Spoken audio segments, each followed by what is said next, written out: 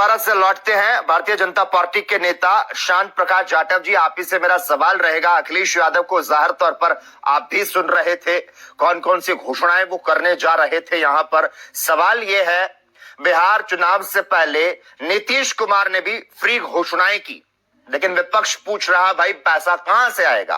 विपक्ष कह रहा डबल इंजन की सरकार डबल रफ्तार से हारने जा रही, इसीलिए जनता को चुनावी रिश्वत दी जा रही। किसी भी तरह की योजना या घोषणा में सवाल उठाए जा रहे, घोषणा पर खर्च होने वाला पैसा आखिर कहां से आएगा। लोकेश जी, सही मायने में अगर हम बात करें बिहार को पिछले 1990 से अब तक की स्थिति में अगर हम देखें तो जो लालू और राबड़ी जी का जो शासनकाल रहा उसमें बिहार जो है वो बदहाल स्थिति में था। वायदे तो किए जाते थे मगर किसी प्रकार का क्रियान्वयन कभी नहीं किया गया। जिस तरीके की बदहाली थी बेरोजगारी और इंफ्रास्ट्रक्चर को लेकर के, वहां पर सड़कों की स्थितियां बहुत खराब थी ही नहीं लगभग, लाइट की कितनी बड़ी समस्या थी। और जो नौकरी की जो बात करें, इनका तो नौकरी का प्रलोभन देना ये तो शौकिया है, क्योंकि इनको मालूम है कि सरकारी नौकरी का वायदा करेंगे और उसमें तमाम तरीके के प्लॉट लिखवा लेंगे अपने नाम में, जिस तरीके से ये लिखते हैं। तो हमने पहले का जो बिहार देखा और फिर बिहार जो है बदहाली से फिर बाहर की तरफ जो आया और जो प्रगति हुई वो हमारी सरकार, हमारी जो गठबंधन सरकार नीतीश जी के शासनकाल में आई और हमने जो वायदे किए उनको 100% निभाया भी। तमाम सड़कें जो हैं घर तक पहुंची, वहां डेवलपमेंट हुआ, लाइट की कोई समस्या नहीं है। और बच्चों को, चूंकि बदहाली में जो बिहार था उस बदहाली से निकाल करके और खुशहाली की तरफ बढ़ाने के लिए नए उद्योग लगाए गए। मैं देख रहा था कि करीबन 100 के करीब जो बड़े उद्योग लगे हुए हैं और जाहिर सी बात है उसमें जो है ना वहाँ के कर्मी जो है काम करते हैं तो उनको उसके परिवारों का भरण पोषण होता और उससे जो जुड़े लोग हैं उनका भी, जो कंट्रैक्टर हैं वहां पर खाना सब्जी वगैरह ये सब चीजों को प्रोवाइड करते हैं, ट्रांसपोर्टेशन को प्रोवाइड करते हैं। तो उद्योग की एक अपनी महत्ता होती है और केवल ये वायदा कर देने से कि हम इतने लाख नौकरियां देंगे, उसके लिए आपको संसाधन मुहैया कराने पड़ेंगे। किस प्रकार से देंगे, सरकार के ऊपर बोझ बनाएंगे या वहां पर उद्योग धंधों को एस्टेब्लिश करके वहां पर रोजगार की व्यवस्था जमाएंगे। तो हमारी जो पॉलिसी है वो ठीक इस तरीके से है कि हम वहां पर रोजगार सृजन करने के लिए उद्योगों को भी वहां पर बढ़ावा दें और लोगों को वहां पर रोजगार मिले। आज बिहार के जो बच्चे हैं वो दूसरे प्रदेशों में जाकर के नौकरी करने के लिए क्यों मजबूर है? क्योंकि पहले वहां पर उद्योगों से तो उगाही करने का काम ये लालू परिवार किया करता था। जिस तरीके से इन्होंने जो अवैध तरीके से अपहरण कराना और तमाम चीजें जो है सब में व्याप्त है, उसको सुधार किया।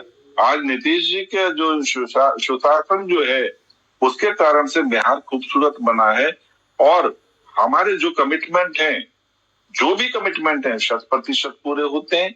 उसमें कोई किसी प्रकार की वो नहीं है। ये ध्यान में रख करके कि इसके लिए फंड कहां से आएगा, फंड जनरेट कैसे होगा। हमने जीएसटी लागू की और जीएसटी के बाद में सुधार करने के बाद में जीएसटी का लाभ जनता को मिले, इसलिए जीएसटी को कम भी किया। तो जरूरत के हिसाब से लेना और फिर जरूरत पूरी होने के बाद में उससे उस बोझ को मुक्त भी करना। ठीक है, दोबारा लौटूंगा आपके पास। अगला सवाल मेरा जुगनू यादव, आरजेडी के नेता, आपसे के नेता शांत प्रकाश जाटव जी, अगला सवाल आप ही से मेरा रहेगा। लड़ाई सिर्फ 2025 की नहीं है, क्योंकि बिहार में हमेशा 3 दलों का बोलबाला रहा है जब से जेडीयू या समता पार्टी आई है, और उसमें जो भी दल इकट्ठा होते हैं वो पार्टी या वो गठबंधन जीत जाता है। अब जेडीयू के फ्यूचर पर क्वेश्चन मार्क है। इस चुनाव के बाद नीतीश कुमार की लीडरशिप के बाद क्या होता है जेडीयू का, ये तो देखना होगा। उस तीसरे फोर्स के रूप में आज जन सुराज अपना एक स्थान देख रहा, एलजेपी भी उसी पोजीशन में है।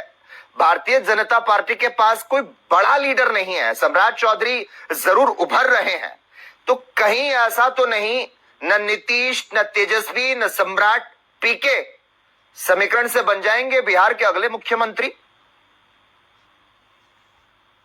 लोकेश जी देखो, अगर हम बात एनडीए की करें तो एनडीए में किसी चेहरे के नाम से नहीं बल्कि पार्टी के नाम से चुनाव लड़ा जाता है। दूसरे राज्यों में हमने देखा जिसने कभी अपेक्षा नहीं की थी वो मुख्यमंत्री बने। अभी चूंकि नीतीश जी की एक बहुत अच्छी वहां पर गुडविल है और काम लगातार बहुत बेहतरीन तरीके से कर रहे हैं, तो हमारे जो नेता मुख्यमंत्री के वो नीतीश जी ही रहने वाले और किसी भी प्रकार से कोई गुंजाइश नहीं है कि कहीं और किसी चीज के बारे में किसी और के बारे में सोचा जाए। मैंने आपको स्पष्ट कर दिया कि भारतीय जनता पार्टी और जो हमारा घटक है उनमें से कोई भी नेता बनने की काबिलियत रखता है। अब हम बात कर रहे हैं स्वराज जो पार्टी है, ठीक है, पहली बार आ रहे हैं और एक पर्टिकुलर टाइप के वो जो है ना चुनाव लड़ रहे हैं कॉर्पोरेट जिस तरीके के जो कल्चर है उसके आधार पर और तमाम तरीके के उनके अनुभव हैं उसके आधार पर वो चुनाव लड़ रहे हैं। क्या परिणाम निकलते हैं वो मालूम पड़ेगा। हो सकता बहुत अच्छी पोजीशन हो सकता खाता भी ना खुले, क्योंकि बिहार जो है वो भारत का सबसे ज्यादा बुद्धिमान प्रदेश माना जाता है और है भी। वहां पर ठीक है कुछ समय वहां पर माहौल खराब रहे तो वो आर्थिक संपन्नता बिगड़ी, मगर सही मायने में बिहार नालंदा तक्षशिला और ये सब नालंदा यूनिवर्सिटी सब पढ़ाई के सब क्षेत्र वहीं स्टैब्लिश रहे और दुनिया ने वहां से अध्ययन किया। तो इसलिए बिहार का एक अपना संस्कृति है, कल्चर है और उसके आधार पर आज भी वो कल्चर जो है वहां के लोगों के रहन में है। वो बहुत मतलब बहुत विचार के साथ में निर्णय लेने वाला प्रदेश है। हो सकता है कुछ व्यक्तिगत आधार पर कोई व्यक्ति जीत जाए किसी स्वराज पार्टी से या अन्य पार्टी से, मगर जिस तरीके से बिहार की जनता ने वहां के जो पहले का जो बदहाली वाला जो शासन था उसको नकारा और उसके बाद में जिस सरकार को उन्होंने चुना और अनवरत चुन रहे हैं, आज किसी प्रकार की कोई भी कमी जो है वहां पे सरकार में नहीं नजर आ रही है। तमाम योजनाओं का लाभ, केंद्र की योजनाओं का लाभ और प्रदेश की योजनाओं का लाभ वहां की जनता को मिल रहा है, चाहे वो किसी भी धर्म और किसी भी वर्ग से हो।